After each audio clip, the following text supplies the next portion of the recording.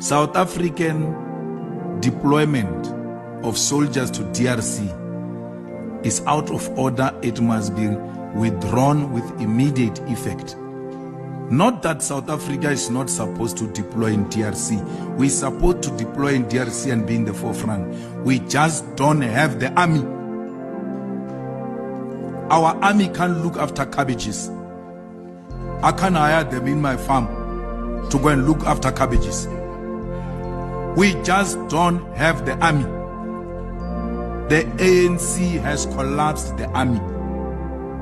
That's why in the manifesto of the EFF we say we will finance the army and make sure that it's properly trained and the necessary equipment needed for the success of the army is provided.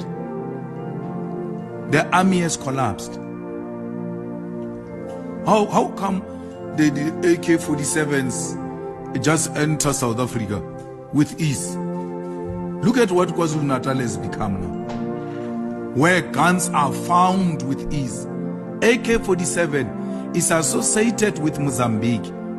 It's even on their logo. The flag of Mozambique has got AK-47 because that is a weapon of their choice. It has never been for us. Unless in exile, in MK and APLA and all of that. But we as a country, we don't count amongst ourselves the weapons that we prefer, AK-47. So it tells you this thing is entering somewhere. Where is the army? It's not there. There's no army. So they are sent there to be killed because they are not properly trained. They must come back home, and we must stop with any military deployment until we are fit and proper. Just take a walk and look at a South African soldier walking. You see a demoralized man who's carrying a rifle, and you see that rifle is heavy on him. He's not even fit to carry that rifle. They killed it. So Cyril Ramaphosa wants to kill our children in DRC.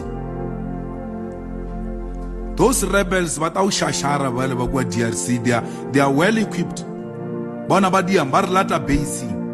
Who goes to a base of an army if you know that thing is an army and is powerful? You go to the base once you have undermined them. Base. That's why all of the army in the battlefield, when things are bad, they are called to retreat to the base, because that's where you can regroup and attack. No, they come to a base. That's how weak you are. They come to your base and finish you off in your base. We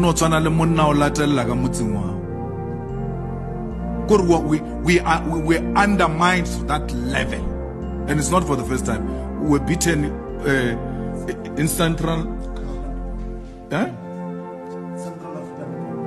African Republic, also in the base. We are attacked in the base. What kind of an army is this one that get easily attacked in a base?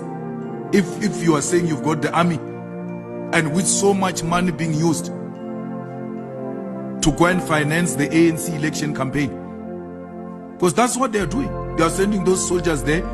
The last time, you remember, the soldiers SG were complaining that they are deployed, was it July unrest or something? They didn't have food.